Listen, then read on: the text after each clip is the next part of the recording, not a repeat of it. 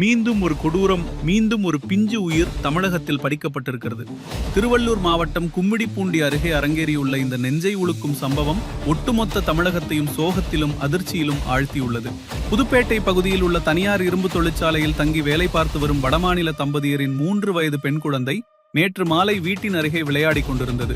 அப்போது அதே தொழிற்சாலையில் பணியாற்றி வந்த பீகாரைச் சேர்ந்த 19 வயது மிருகம் பிபின் மாஞ்சி என்பவன் மிட்டாய் வாங்கி தருவதாக ஆசை வார்த்தை கூறி அந்த பிஞ்சு குழந்தையை கடத்தி சென்றுள்ளான். யாரும் இல்லாத வெறிச்சோடிய காட்டுப்பகுதிக்கு குழந்தையை கொண்டு சென்று மிக கொடூரமான முறையில் பாலியல் வன்கொடுமை செய்துள்ளான். பின்னர் இரத்த வெள்ளத்தில் துடித்த குழந்தையை அங்குள்ள முள்புதரில் வீசிவிட்டு தப்ப முயன்றபோது குழந்தையின் அலறல் சத்தம் கேட்டு ஓடி வந்த பகுதி மக்கள் அந்த வடமாநில வாலிபனை மடக்கி பிடித்து தர்ம அடி கொடுத்து சிப்காட் போலீசாரிடம் ஒப்படைத்தனர். இதற்கிடையில் கடுமையான காயங்களுடன் மீட்கப்பட்ட குழந்தை சென்னை ஸ்டான்லி அரசு மருத்துவமனையில் தீவிர சிகிச்சை பிரிவில் அனுமதிக்கப்பட்டது. ஆனால் மருத்துவர்களின் தீவிர சிகிச்சை பலனின்றி இன்று காலை அந்த பிஞ்சு உயிர் பிரிந்தது. தற்போது போலீசார் போக்சோ சட்டத்தின் கீழ் வழக்கு பதிவு செய்து குற்றவாளியை கைது செய்துள்ளனர். குழந்தை உயிரிழந்த செய்தி வெளியானதை தொடர்ந்து கும்மிடிப்பூண்டியில் பெரும் பதற்றம் நிலவி வருகிறது.